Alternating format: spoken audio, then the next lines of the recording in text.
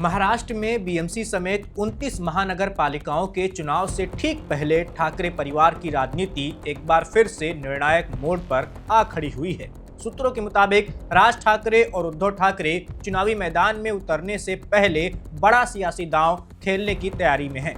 जानकारी है कि नामांकन शुरू होने से एक दिन पहले दोनों भाई आधिकारिक तौर पर साथ आकर गठबंधन का ऐलान करेंगे। इससे राज्य की राजनीति में लंबे समय से चली आ रही अटकलों को विराम लग जाएगा।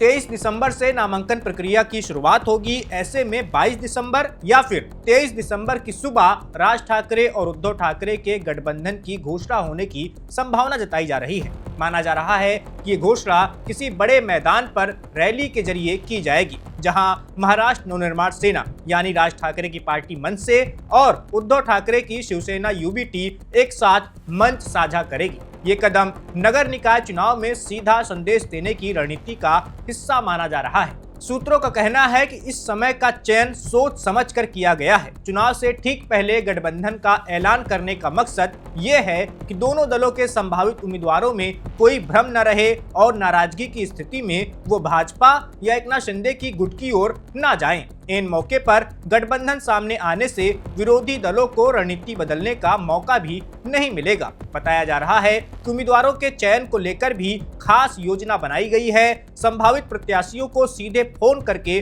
बुलाया जाएगा। उन्हें एबी फॉर्म सौंपने की प्रक्रिया भी तुरंत शुरू की जाएगी। आमतौर पर नामांकन के दौरान कई उम्मीदवार असंतोष के चलते पार्टी छोड़ देते हैं, लेकिन ठाकरे बंधु इस खतरे को कम करना चाहते हैं। इसीलिए अंतिम समय में ये बड़ा ऐलान कर सभी को चौंकाने की तैयारी कर रहे हैं। दोनों ये गठबंधन भाजपा और एकनाथ शिंदे गुट के लिए सीधी चुनौती के रूप में देखा जा रहा है, खासकर बीएमसी चुनाव में जहां शिवसेना की पारंपरिक पकड़ रही है। ठाकरे भाइयों का साथ आना राजनीतिक समीकरण बदल सकता है। मराठी मतदाता पर इस गठबंधन का असर कितना होगा, इस पर सभी की नजरें टिकी हुई हैं। इस बीच महाराष्ट्र के राजनीतिक गलियारों में ये चर्चा भी तेज है कि भाजपा को अब एकनाथ शिंदे और उनकी पार्टी शिवसेना की पहले जैसी जरूरत नहीं रह गई है। माना जा रहा है कि भाजपा इस बार बीएमसी पर अपने दम पर कब्जा करना चाहती है। यही वजह है कि वो नहीं चाहती कि शिंदे गुट को ज्यादा वोट मिले।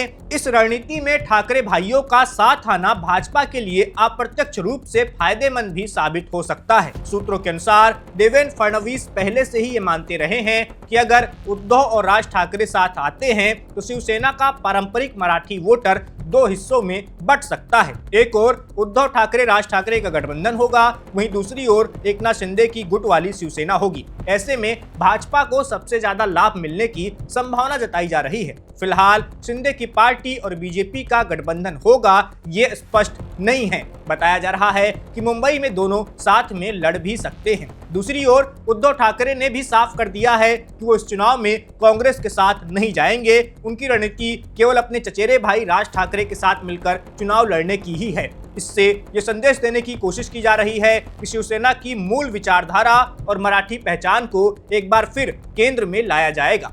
बता दें कि महाराष्ट्र राज्य चुनाव आयोग पहले ही बीएमसी समेत 29 महानगर पालिकाओं के चुनाव की तारीखों का ऐलान कर चुका है। 15 जनवरी को मतदान होगा और 16 जनवरी को नतीजे सामने आएंगे। ऐसे में गठबंधन की घोषणा उम्मीदवारों के चयन के लिए समय बेहद सीमित है। इसी कारण ठाकरे बंधुओं की रणनीति आखिरी समय में बड़ा सियासी झटका देने वाली मानी जा रही है। कुल मिलाकर राज ठाकरे और उद्धव ठाकरे का साथ आना एक तरफ शिंदे गुट के लिए मुश्किलें खड़ी करने वाला है, वहीं दूसरी ओर भाजपा के लिए नए मौके खोल सकता है। यही वजह है कि कहा जा रहा है कि ठाकरे भाइयों के साथ आने पर देवेंद्र फडणवीस मुस्कुरा रहे हैं, लेकिन एकनाथ शिंदे के लिए ये पूरा खेल उलट सकता है। इस खबर में बस इतना ही। मेरा नाम वैभव है, आप देखते रहिए one India. Subscribe to One India and never miss an update. Download the One India app now.